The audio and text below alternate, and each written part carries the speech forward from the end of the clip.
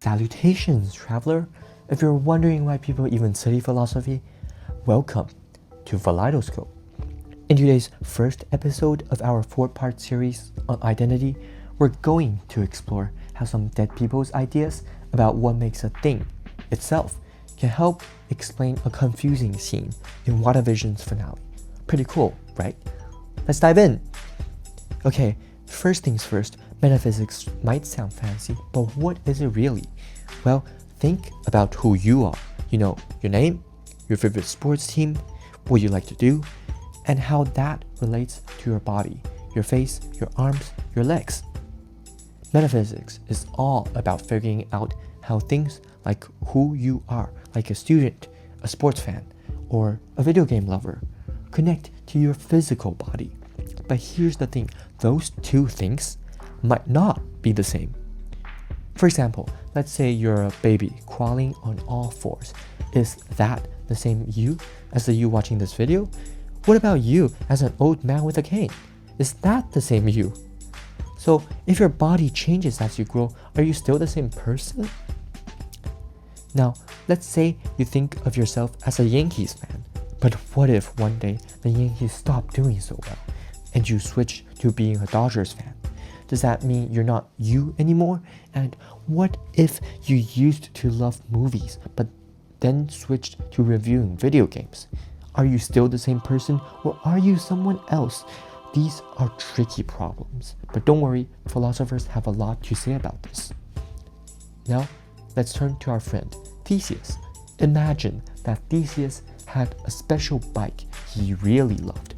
Over time, parts of it, like the wheels and the seat, got worn out and were replaced with new parts. Eventually, every single part of the bike was replaced. Is it still Theseus's bike? This is a lot like what happened with the ship of Theseus, but let's keep it simple. Imagine the bike had 1,000 parts, and one by one they were swapped out. At the end, all the parts are new. In the ship example, this new bike is referred to as Ship 2. Is it still the same bike, or is it a different one? And what if someone else took all the old parts and built a new bike with them? Which one is the real Theseus' bike? This is a really tricky problem. To make things even more confusing, imagine that someone took all the old parts and built another new bike, but without swapping the parts of the original bike. In the ship example, this new bike is called Ship 3. So now, even though there's a new bike, the first one doesn't really exist anymore. Is the new bike still the real one? This whole bike thing shows us how identity isn't always just about what's on the outside. Sometimes it's about what feels right to us and how we change over time. So think about it. Who are you today versus who you were a year ago or 5 years ago? You might look different or have new hobbies, but are you still you?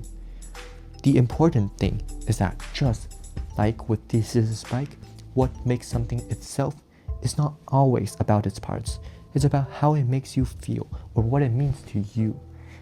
That's it for today. In the next episode, we'll dive into what different philosophers think about the ship of Theseus problem and why they believe one bike is more real than the other.